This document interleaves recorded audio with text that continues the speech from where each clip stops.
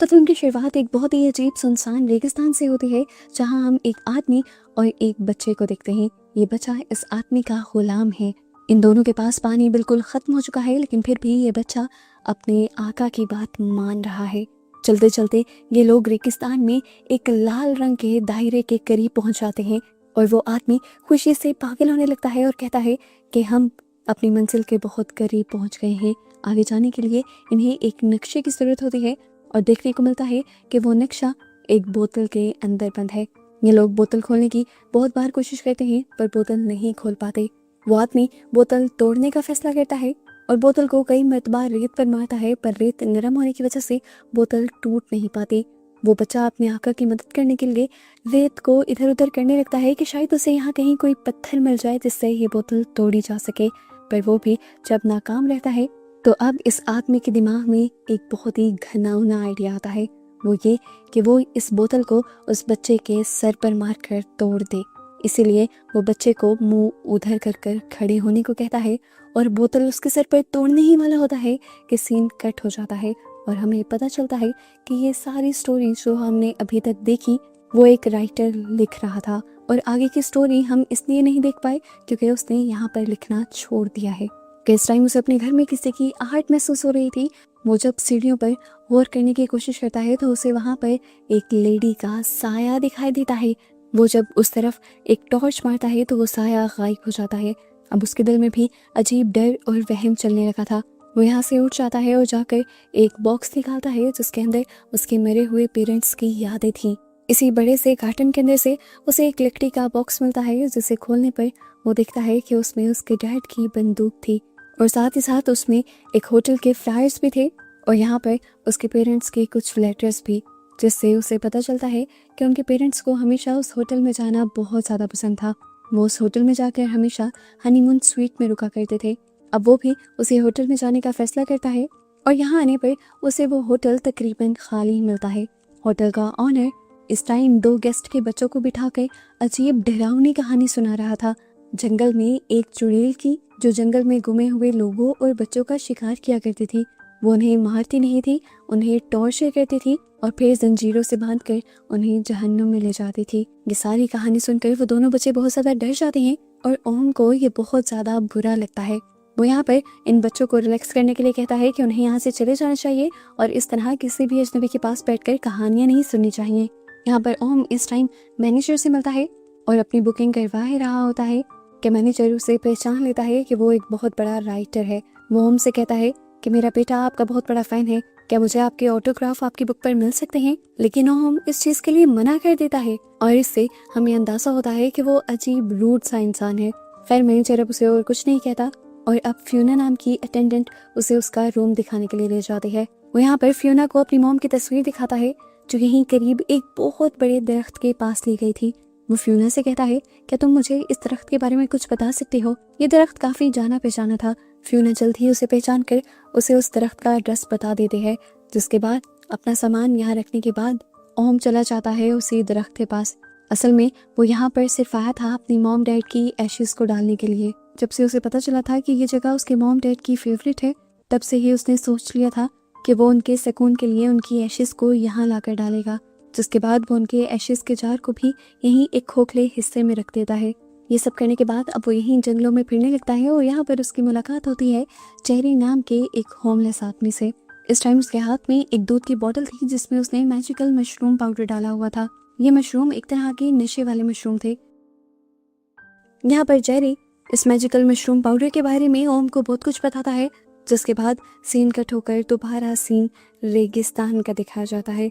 हम देखते हैं कि वो आदमी उस बच्चे के सर पर वो बोतल नहीं तोड़ता क्योंकि उसे बच्चे पर रहम आ जाता है और बोतल ना तोड़ने की वजह से वो लोग अपनी मंजिल पर नहीं पहुंच पाते और फिर खाना पीना ना होने की वजह से उन दोनों की बहुत ही ज़्यादा दर्दनाक मौत होती है।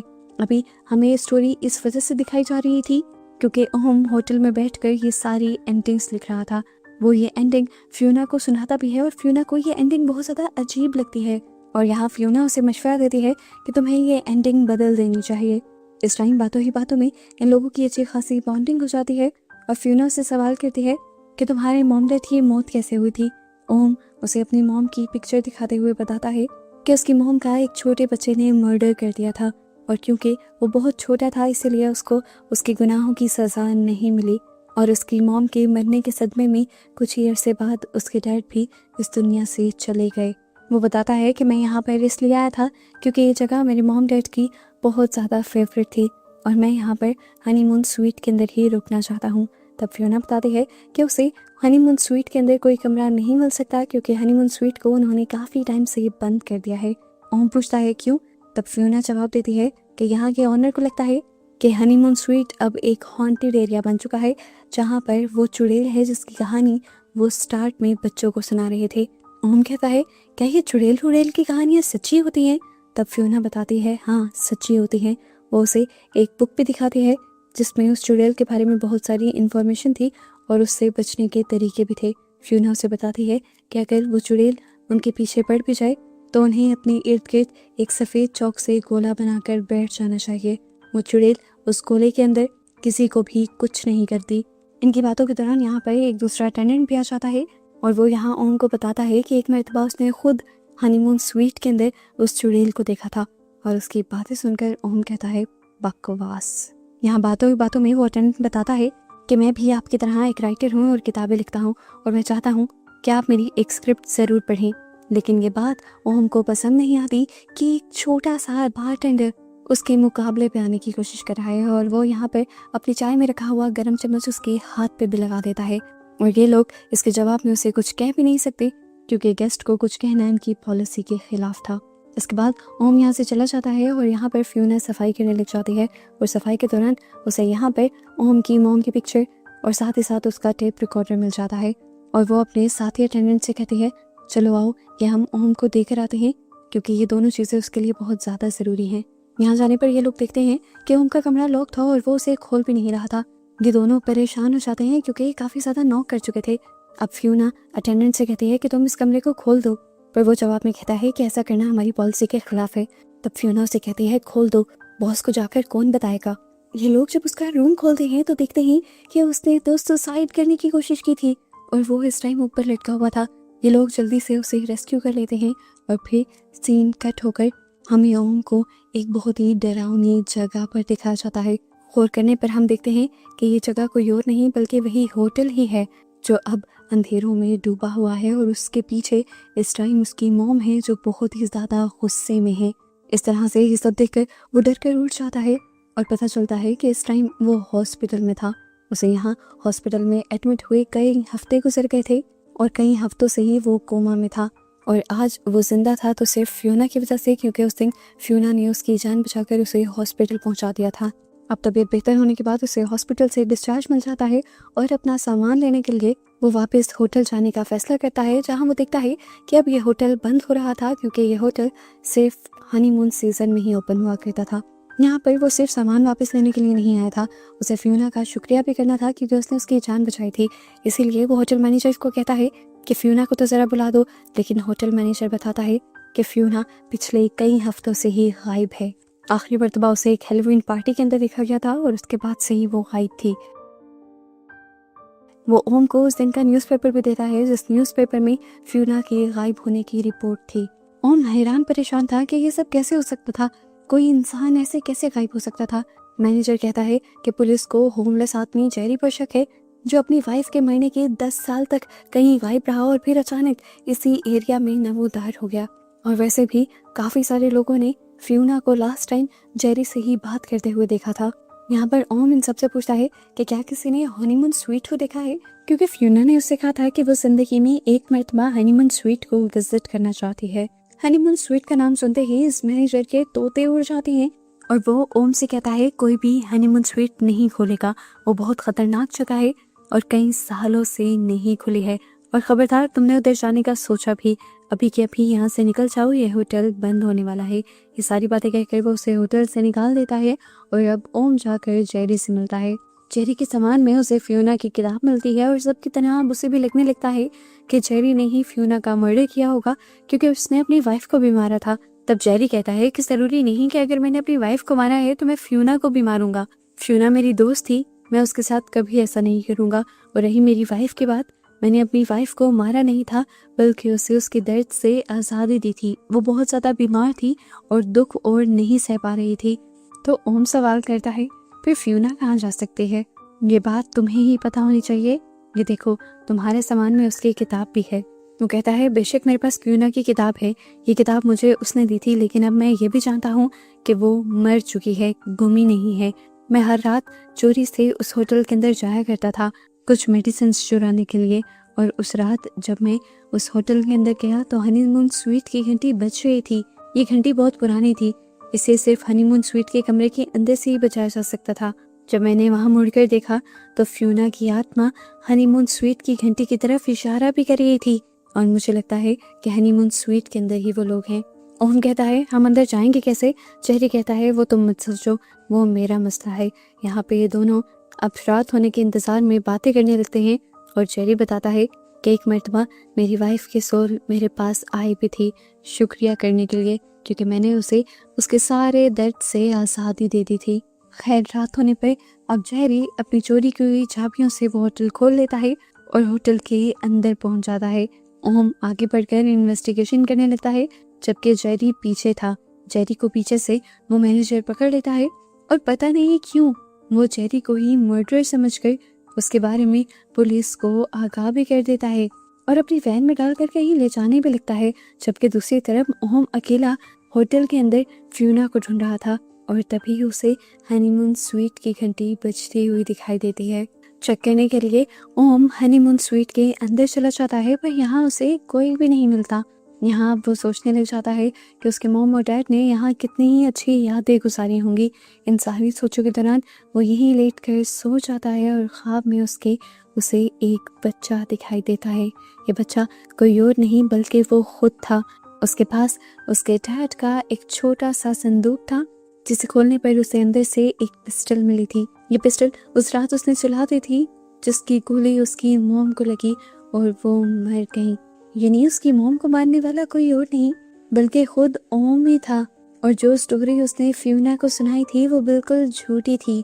उसे यहाँ पर पास्ट की अब दर्दनाक मेमोरीज याद आने लगती हैं, और हमें पता चलता है कि अपनी मॉम को मारने के बाद से उसके डैड उसे पसंद नहीं किया करते थे, और फिर शराब की लत लग गई उन्हें, यहाँ तक कि एक दिन उसी शराब की वजह से उनकी मौत हो गई, और वो भी ओम को इस दुनिया में अकेले छोड़ गए। इन्हीं सारे ख्यालों के दौरान उसे एक खरगोश की शक्ल का सा इंसान दिखाई देता है, और वो इस इंसान से बहुत ज्यादा डर जाता है।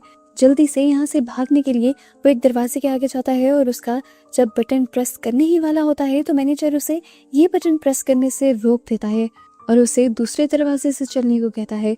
और यहाँ पर ओम को मैनेजर पर शक हो जाता है, कुछ तो गड़बड़ी थी यहाँ पर।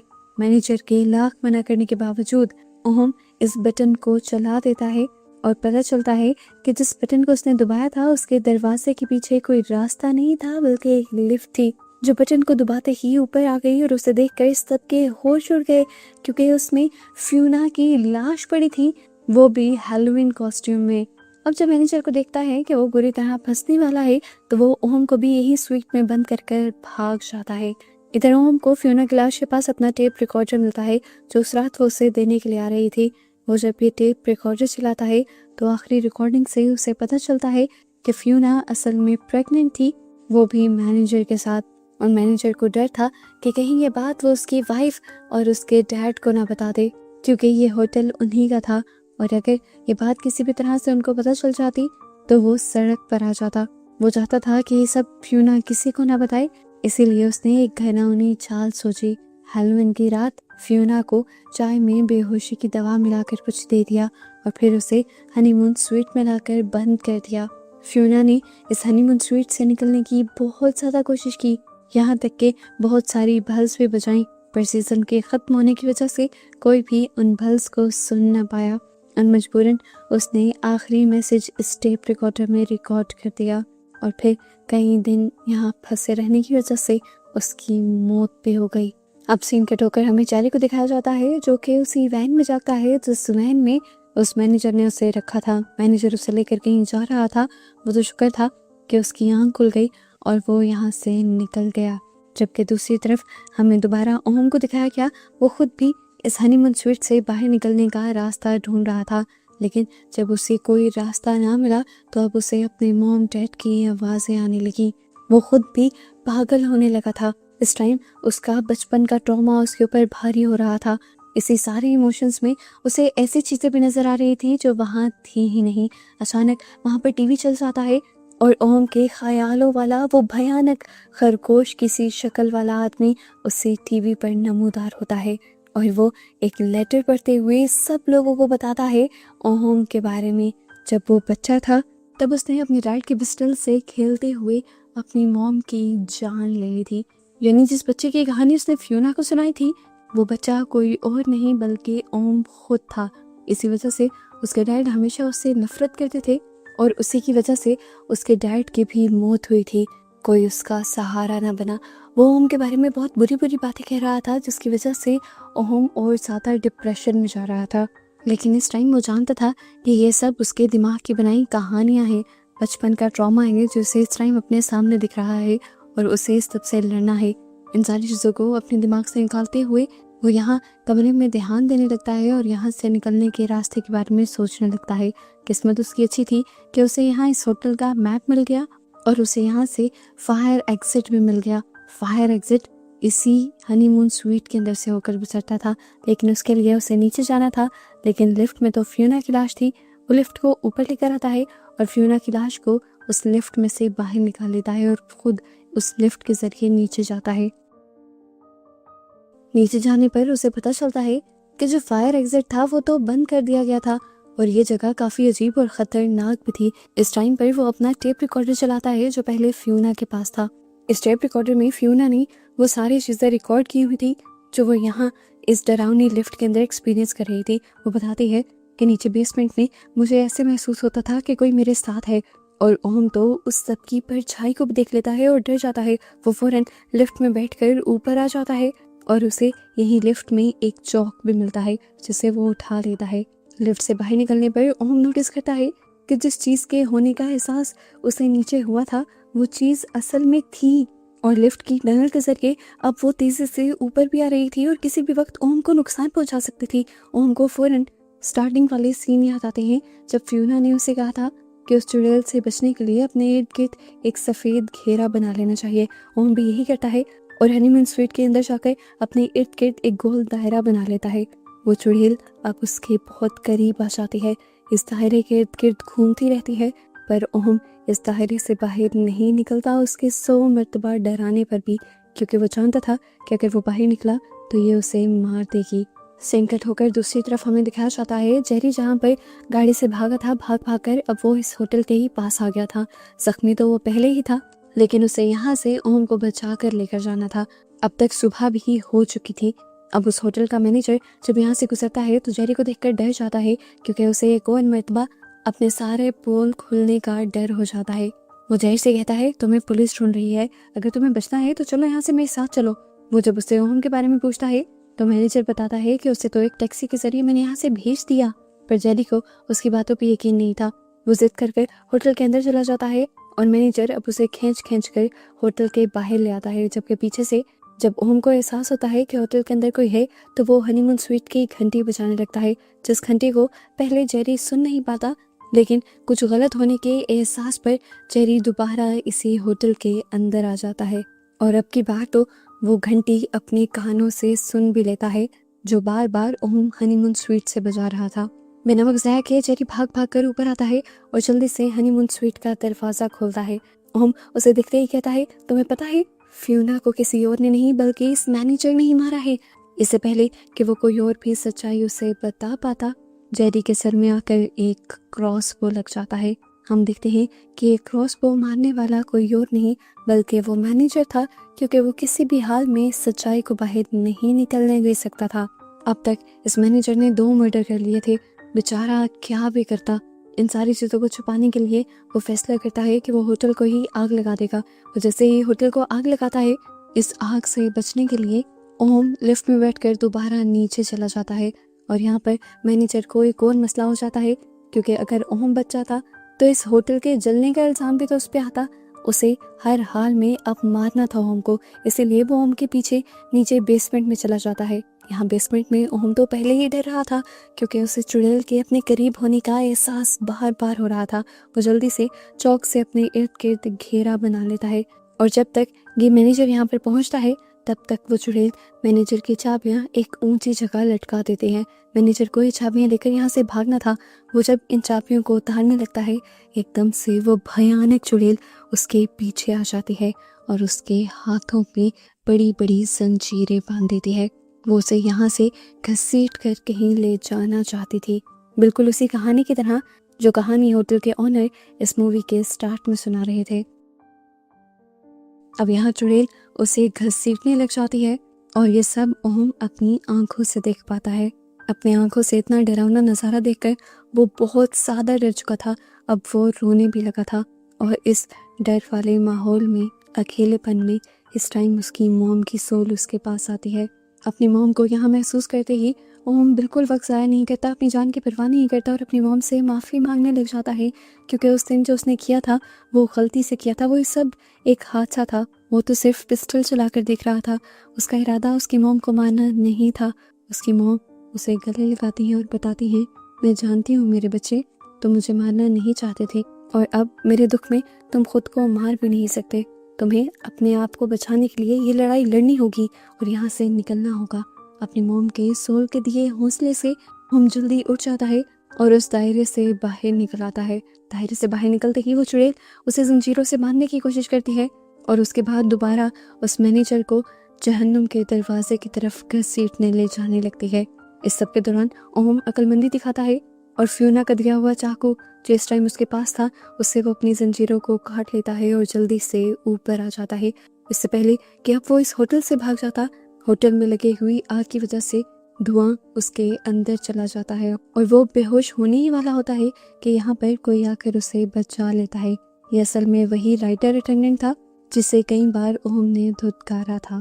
खैर, अब सीन यहाँ से कट हो जाता है और कई हफ्तों बाद हम ओम को हॉस्पिटल में देखते हैं। उसे जैसे ही होश आता है तो इस टाइम वो अपने पास उसी अटेंडेंट को पाता है जिसने उसकी जान बचाई थी। और अब यहाँ पर कहानी का एक बहुत बड़ा ट्विस्ट ये रिवील होता है कि जितना कुछ हमने इस मूवी में देखा और जितना कुछ यहाँ पर ओम ने एक्सपीरियंस किया था, वो तो असल में उसके साथ हुआ ही नहीं था। वो सब उसके दिमाग की बनाई कंडीशंस और सिचुएशंस थी जिसके अंदर वो घूम रहा था। यहाँ पर वो राइटर अटेंडेंट कन्फेस करता है कि उस दिन जब तुमने मेरे साथ बहुत बुरा बिहेव किया तब मुझे बहुत ज़्यादा गुस्सा आ गया था, इसीलिए मैंने तुम्हारी चाय के अंदर वो मशरूम पाउडर मिला दिया था जिस मशरूम पाउडर की बात ये जेरी किया करता था। और उस मशरूम पाउडर की खासियत यही थी कि वो इंसान को ऐसी चीज़ें दिखाती थी जो असल में उसके इर्द गिर्द हो ही नहीं रही होती थी। ओम को इस टाइम इस अटेंडेंट की बातों पर बिल्कुल भी यकीन नहीं आ रहा था, क्योंकि जो कुछ हुआ था वो उसे एग्जैक्ट याद भी था और इस टाइम उसे अपने हाथों पर उन जंजीरों के निशान भी दिखाई दे रहे थे जो चुड़ैल ने उसके हाथों में बांधे थे, लेकिन बाकी सबको वो निशान नहीं नजर आ रहे थे। तो इसका मतलब ये था कि अटेंडेंट सच बोल रहा था।